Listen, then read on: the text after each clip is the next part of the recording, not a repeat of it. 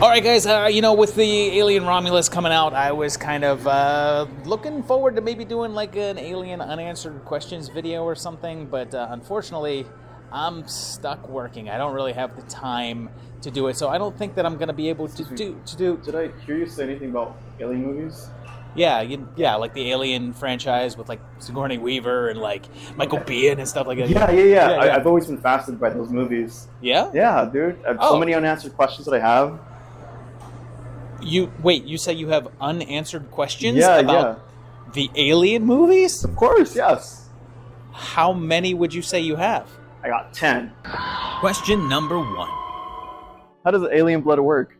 Wow, I started this off in a heavy way. This one might take a while. It turns out that the Xenomorph is an incredibly complex creature, and in my last set of questions, I talked about some of the specifics of its life cycle. But there's one aspect of it that seems to be present at all points, and that's its acid blood. In the first Alien film, we get a glimpse very early on of just what this stuff is capable of. As the facehugger is attached to Kane, they attempt to cut it off. However, when it bleeds, some of the blood drips onto the floor, and the crew soon discover that it is in fact acidic. So much so that it's able to burn through the floor, and again through the floor below that. We see its effects again in the second film, most notably when Hicks close encounters one of the bugs and it sprays its arterial joy all over him. And that's probably not the best term here. I'm not talking about joy. I'm saying that I have no clue if xenomorphs have arteries. In this instance, the strength of the acid seems a little less, since it just badly burns Hicks instead of melting a hole straight through him, but it's still rather potent. At other points through the franchise, it's shown to be consistently strong, like in Part 4, where they sacrifice one of their own in order to use its blood to burn through the floor and escape captivity. But how does this even work? If it can burn anything, why doesn't it burn through the alien? How strong is it exactly, and why is it acidic in the first place? Well, this is actually the subject of a pretty serious debate online, and some people contend that at some points, like the facehugger stage, that it's not blood at all, that it's merely a defensive fluid under its skin to protect it, as opposed to something that keeps it alive, like blood. It's usually thought that it's either made up of sulfuric acid or possibly hydrofluoric acid, and according to the online AVP fandom wiki, it will oxidize in air and is then rendered neutral. As for how the alien itself can defend against it, well, it's mainly figured that it acts like human stomach acids in a way. You see, we aren't burned by our own because of endobiological buildup, which is essentially protecting us from our own body. It's very likely that the xenomorph is like this, but on a much larger level. This comes from a book that was released through Fox called Science of the Alien, so it seems a somewhat official source. But there was also another one called Alien, the Weyland-Yutani report, that says that the blood is fluorine-based and that it's protected against its own acid because of an internal substance similar to Teflon insulation that does not react with that type of acid, much like actual compounds do with hydrofluoric acids. Now, depending on the film, the effects of this blood tend to vary greatly. In the first film, it burns through the floor in an instant, and yet Hicks gets a face full of it and some splashed onto his armor, and it doesn't keep on going, only burning the surface area. This could easily be a variation based on the life stage of the creature, since the higher corrosiveness comes from its earlier stage, when it's more vulnerable. Perhaps its effects lessen as the alien gets older and more capable, or uses more of it up, distilling it down to a less incendiary level. Now, there is another property of the blood that has been proposed about the usefulness of xenomorph blood, but we'll leave that for another question. Question number 2. Do the aliens eat people? This is a question that I think that every Alien fan has asked. Do these suckers eat people? And in fact, what the hell do they eat? This has been debated and discussed quite a bit online, and the general thought is that their biology is fairly unique and allows them to derive nutrients from sources you wouldn't expect. Ash even states in the first film that the creature has adapted remarkably well to our atmosphere considering its nutritional requirements. Now, that is going to come up again in a later question, so we'll table that for a second. But let's talk about how they do eat and what. So, first up, there was a series of books from Tim Leben, and in one of them he discusses those things that are on an alien's back, the dorsal tubes. In the books, it said that these things have a very distinct purpose, and that purpose is to draw in and absorb the natural nutrients from the atmosphere. Using these suckers, it can essentially survive in any sort of environment, except space. So that guy at the ending of the first movie and the Queen are out of luck there.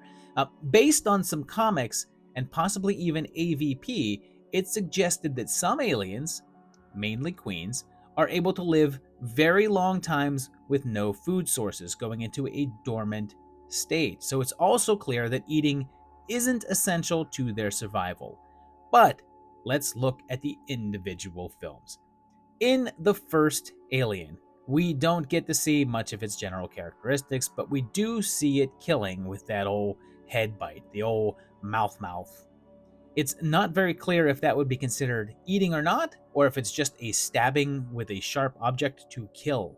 In fact, based on the director's cut, although I guess you could maybe say that that's not canon, but the creature was careful not to kill at times, instead just binding people up to prepare for egging.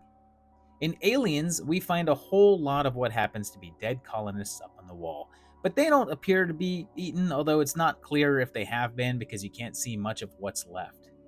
But then, in part 3, Alien to the Third Power, there does appear to be a shot of one of them chowing down on one of the soldiers. It's quick, and it's hard to tell if it's actually consuming it for sustenance or if it's just killing the dude.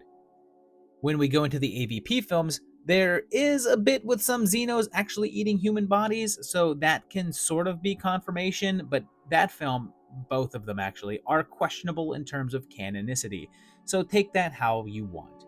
There's also scenes in some of the spin-off comics where they are eating their victims, although any of those could be considered ancillary and not official answers. So, what it appears to me is this. It looks like the official say-so is that they don't necessarily eat people to survive, but they can if they choose to. Like, I look at it like me and Wetzel's pretzels. I don't need them. They're not really giving me any nutritional benefits and are probably worse for me than the things I regularly eat. But sometimes I just have to get some. And this is not an ad, but Wetzel's, if you want to send me some free pretzels, I will not say no. Question number 3. Then how did the Xenomorphs grow so fast? By now, I think that everyone knows the overly complicated life cycle of the aliens. I think the only thing out there with more complex steps involved is the graboids. But let's review. First, there's a queen. She lays an egg. That egg has this face hugger thing in it. That thing then hatches, finds a host, attaches to it, and lays another, smaller egg or embryo inside the host. That thing grows and hatches from the host, erupting from the chest area, and that's called a chest burster. That little chest burster then grows to a larger sized, fully grown xenomorph. But how does it go from that tiny thing to the massive creature in such a short period of time? Where does all that mass come from? It seems like that shouldn't be able to happen just like that. Like usually mass growth requires a source of sustenance or nutrient to tap into before it can get bigger. So where does the little dude get it from? Well, there's a partial answer to this, but it's from a semi-canon source in a novelization of the first film. In it, there's a sequence in which the Xeno goes through the ship's food supplies and chows down, likely recreating that scene from Critters when it did. But then it jumped into the air duct and processed all of that to get buff. But that scene, which was never in the script, is also not featured in the film and was just the novelization's way of explaining how that thing got so big so quick. But Then there's one line of dialogue in the first film in which Ash says the creature has a funny habit of shedding its cells and replacing them with polarized silicon. Based on this, it would seem that it's actually getting its sustenance from silicon-based substances and not carbon-based. But that doesn't mean that that would be exclusive. Like I said earlier, this thing can get its nutrients from just the air. So just because he says that it can replace cells with polarized silicon, that's just one option. But there's another theory out there that I found kind of interesting, and it's what I mentioned back in the first question. It's thought that it's possible that the alien's acid blood can also serve as a sort of battery of sorts and replaces its need for food digestion. This is brought up in some of the novels and is mentioned that it's like an explanation for how it can survive in varied environments and also go into dormancy.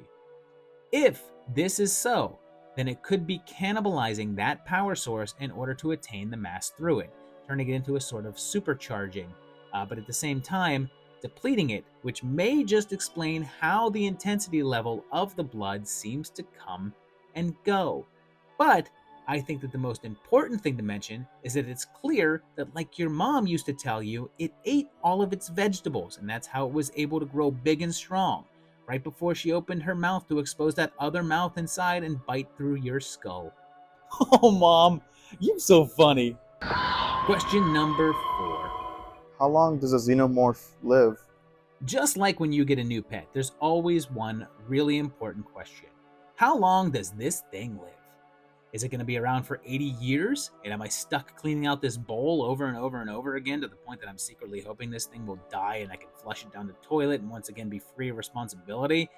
But this is a question that seems to have multiple answers because it sort of depends on which aspect of the alien that we're discussing.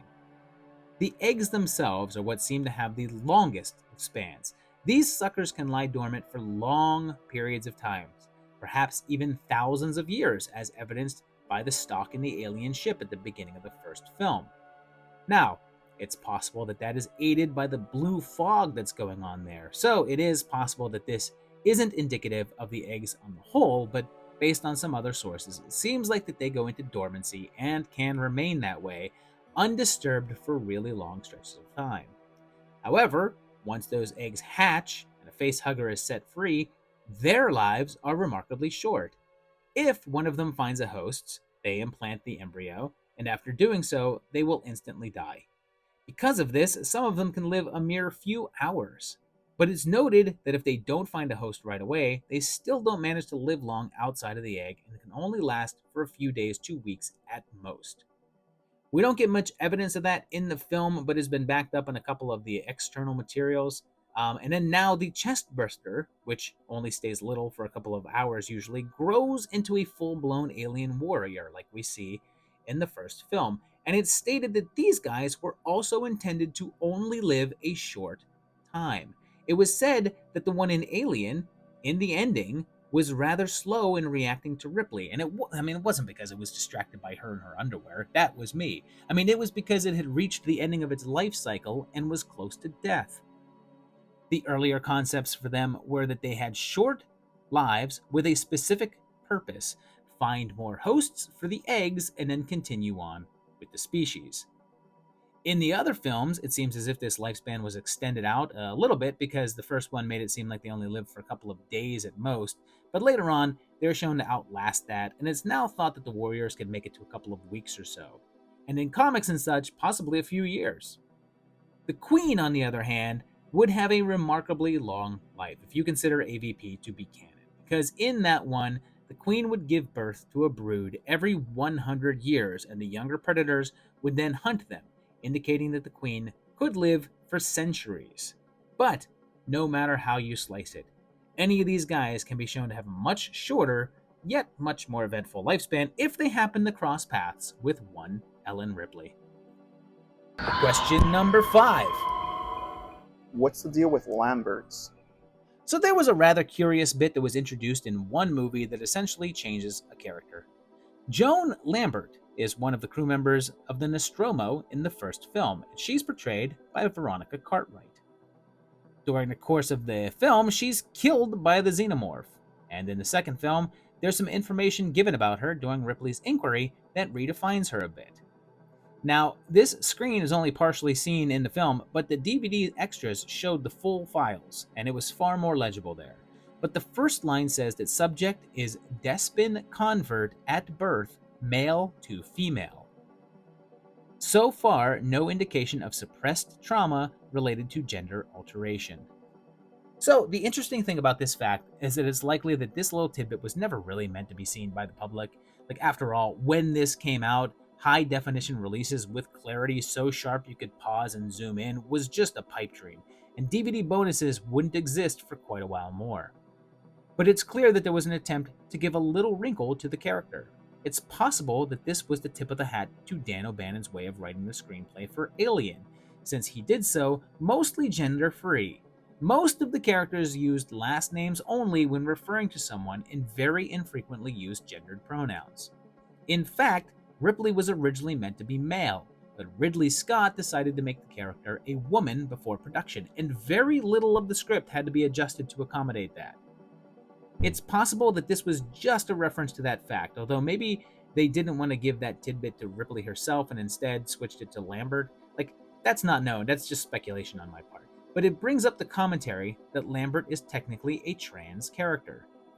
Now, I know that a portion of my audience reacts poorly whenever the word trans is mentioned, so I confess to not being an expert on the subject or anything, but I'm going to try to discuss this without rumpling delicate feathers, and I'm telling you right now that any downright rude comments down below are just going to be deleted, so literally, just be nice. It's not that freaking hard.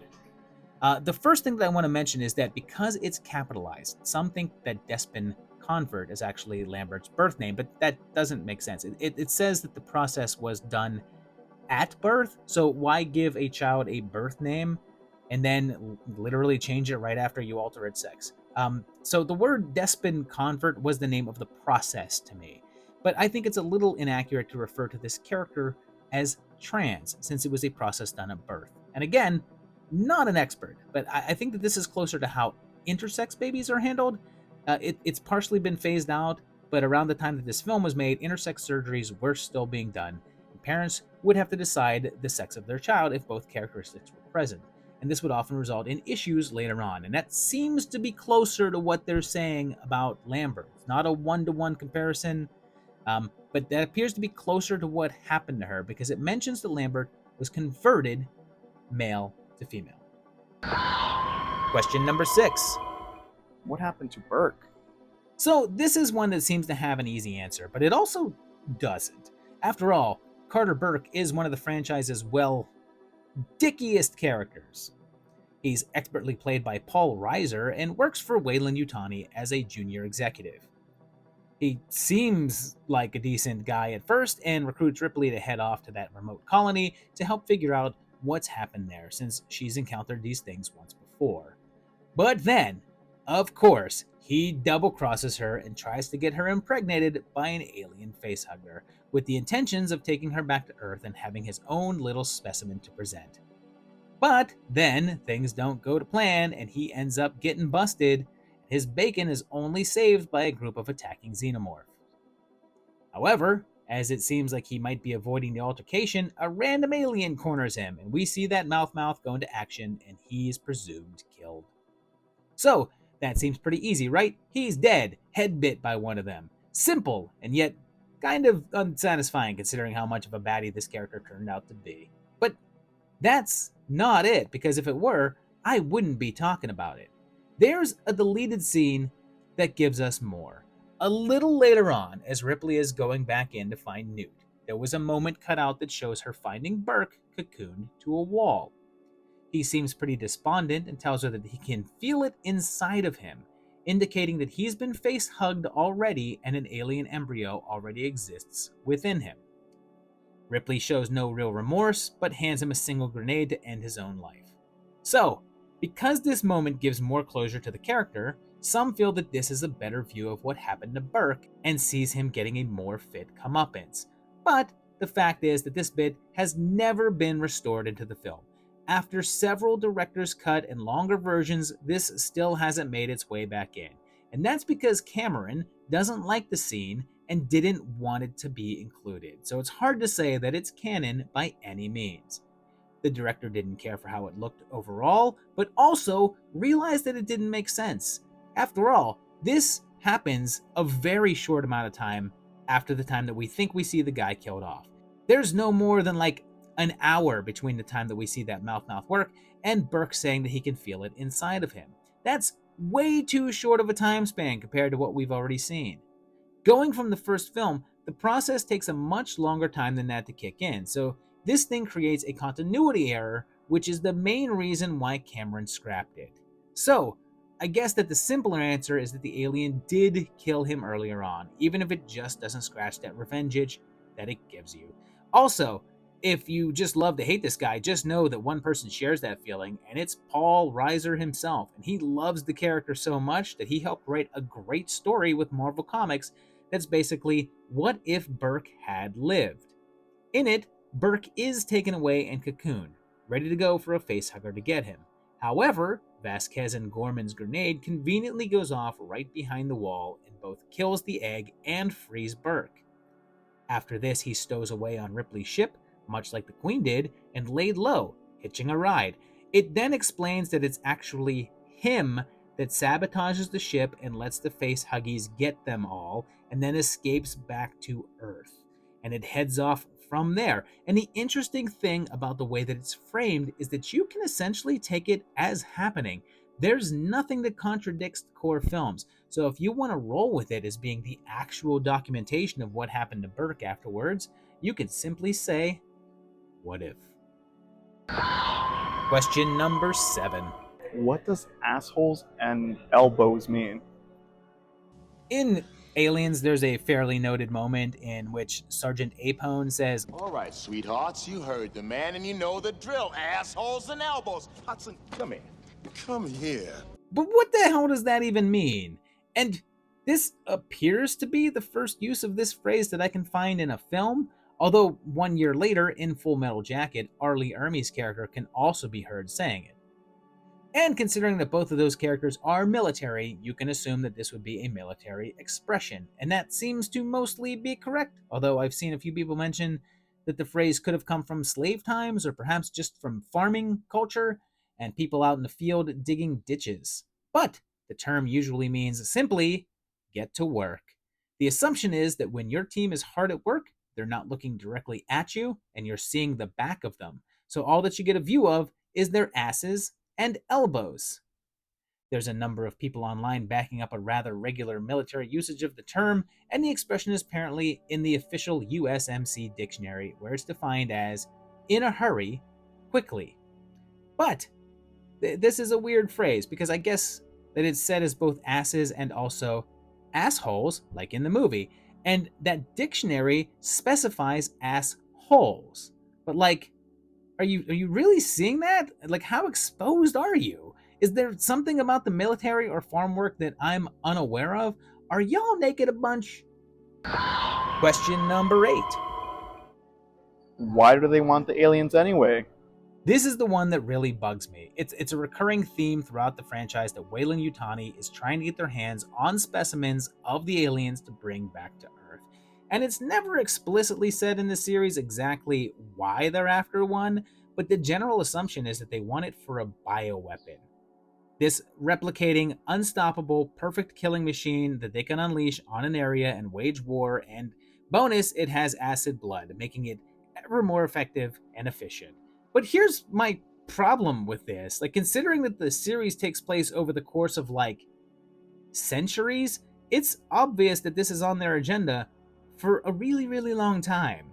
Hundreds of years trying to get closer to this species that they can use for weapons of war because they're replaceable and hard to kill. And my argument for this has two sides. First of all, they have clear evidence that they're kind of not that hard to kill. Hell, one of them couldn't even defeat a group of unarmed truckers. Sure, it killed a number of them, but only because they didn't have any weapons. Same thing with the one on the prison planet. The only reason that that one was so effective was because no one had anything that could harm the Xenomorph, which likely wouldn't be true in a battle situation.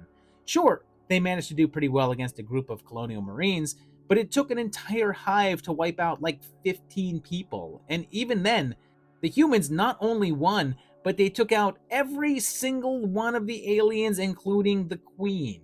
So their effectiveness is not exactly what you'd call awesome. But then there's the other thing. Weyland already has replicatable soldiers at their disposal, and ones that are far more formidable. They have the androids, the synthetics, and it's not like they're incredibly rare, since they seem to have one on every freaking possible mission around, and like every fifth person is synthetic. So they're not even this crazy expensive thing that they can't afford. And even then, if they have the capabilities to make them this lifelike and intricate, they can pull that back a bit and have a more base model that's more expendable. And based on how hard that Bishop was to kill, like he was cut in half and still functioning and active, they'd be good in a fight. Like sure, David proved that they're not exactly all that controllable, but they're programs. Just make them not so smart and inquisitive. Rein that back and give them a soldier's mentality. But then there was another answer, one that arrived in a Dark Horse tie-in comic called Aliens, Fire, and Stone. It came out in 2014, and in it, they reveal a possible reason for why WY is so dead set on getting an alien specimen, and that's because they want it for its terraforming capabilities. It turns out that what they're really after in all of this is that black goo from Prometheus, since they found out that it was able to terraform an entire moon in less than 100 years. And we know that the company is keen on terraforming based on their efforts on LV-426, mainly for the profiting aspect of it. So something like that goo could completely and totally change their game. Considering that that goo resides somewhere in the aliens' makeup, you can see why they'd want it so badly now. After all, their slogan is building better worlds, and this fits in with that whole thing. But you know, now that I think about it, relentlessly going after something that doesn't really have as great of an end product that you'd think, it would be just because you can't see the long term and are merely blinded by the short term profit aspects of it, does kind of sound like a corporation thing to do. Question number 9. How does cloning Ripley get them the alien queen? The whole cloning of Ripley thing is just really weird. First, let's sum up what happened. While making Alien 3, the decision was made to kill off Ripley once and for all and to put a cap on the character, even if not the series. But then, when that film wasn't exactly the smash hit that they were hoping for, and they couldn't quite get a fourth entry going without utilizing the character, they decided to bring her back, even though she had been vaporized in molten lava, seemingly an extremely final way to go. The decision was made to have her come back as a clone, and I'll first address how silly that movie clones are. Like in film, clones are always perfect reproductions of a person, down to every detail, and even have their memories at times. In real life, clones are just building off the initial DNA, and they tend to look similar to their source, but generally look somewhat different, and their personalities are varied. Since all of the clones so far have been animals, I guess it's impossible to say that they don't have their donors' memories, but it's kind of impossible for that to be a thing, so we're gonna say that they don't. But in this film, Ripley is just Ripley again, even if she acts slightly different. Like, this movie is a little closer to reality in that they don't seem to treat it like she's the same person, just restored, and instead is like a photocopy and may or may not remember her previous life. But that's not what we're talking about here, because this scenario is even sillier. You see, the Ripley clone is built from what seems to be her blood and a couple of tissue samples. This information is from the novelization of the fourth film and is said to have been taken during that initial physical in Alien 3, and that's where the clone was from. So they were able to recreate her entire human form out of a couple of samples of blood, which is like, why are any of these people afraid of death at this point if it's that easy to clone people? In fact, going back to the whole what do they want the alien for question, it's further proof that they don't need it as a weapon if they can just create clones wholesale out of so little and just build army after army. But if she was carrying the queen embryo at the time, why would that show up? How would the Queen's information be in Ripley's blood? Well, the novel tries to cover that as well.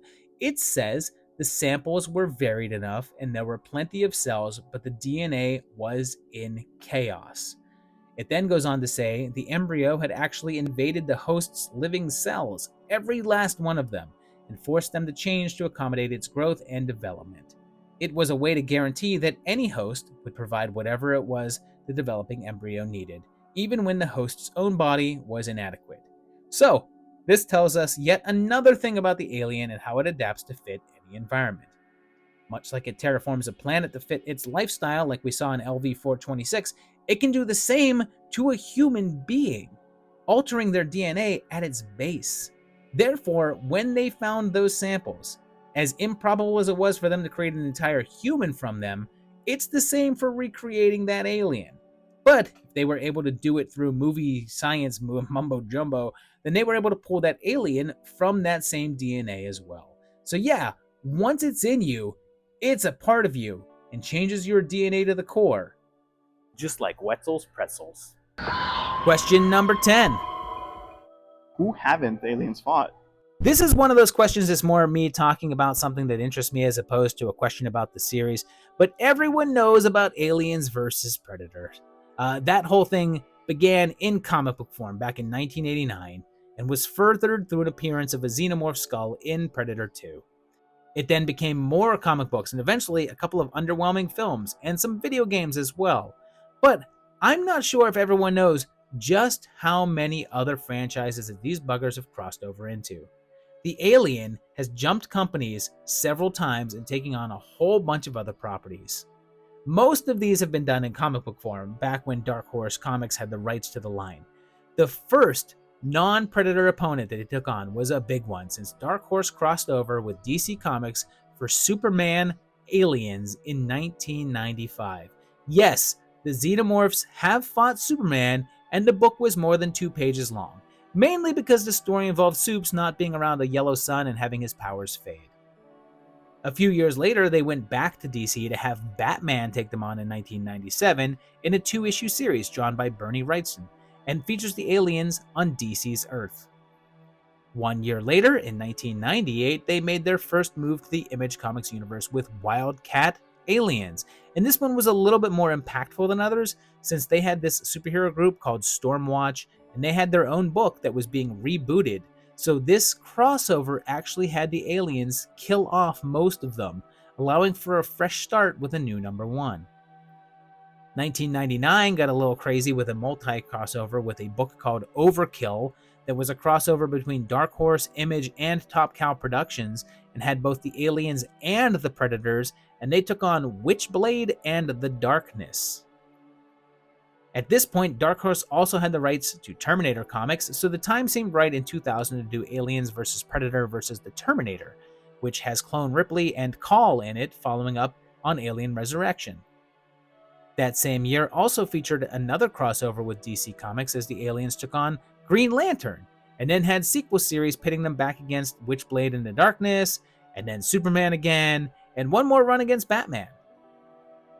2002 gave us a crossover with Judge freaking Dredd, who has also fought Batman, and then in 2007 there was a brawl with the aliens, Predators, Superman, and Batman. Then, in 2012, there was a curious and little-known one that was a short story for Free Comics Day that put a Xenomorph up against Buffy Summers, that spun out of the official follow-ups to Buffy the Vampire Slayer that Dark Horse was doing at the time. They fought another femme fatale in 2015, crossing over with Dynamite Entertainment as the aliens then took on Vampirella, who may or may not also be from space, depending upon which reboot they're doing at the time. And then in 2016, another brawl broke out with the aliens and the Predators, this time up against Judge Dredd as well. Unfortunately, unlike the Predator, we never got to see what would happen if the aliens went up against Archie. But then, in the past couple of years, the rights to do the comics changed hands from Dark Horse to Marvel Comics, and they've been doing their own thing with the line and have just released their own crossover with Aliens vs. Avengers. That one is written by Jonathan Hickman, so it'll likely be pretty awesome, but as you can see, there's not a lot of franchises that it hasn't crossed over with, although I find it pretty wild that no one has done Army of Darkness versus Aliens, considering that book has also had a ridiculous amount of intercompany crossovers. So there you have it. There are 10 questions about the Alien franchise that just, I don't know, some random guy wanted to know the answer of. Are you satisfied with my answers? I'm 100% satisfied. Well, there you go. He is. So you should be too. And if you enjoyed it, then obviously you're going to hit that like button, and obviously you're going to subscribe to the channel, and then you're going to go to my Patreon page, and which is patreon.com/movietimes, and support the channel so that maybe I don't have to work here anymore and that I can just make videos for you. So how about that? These guys do that. You should too. And otherwise, I'll see you very shortly for another great one. Thanks a lot, guys. Bye-bye.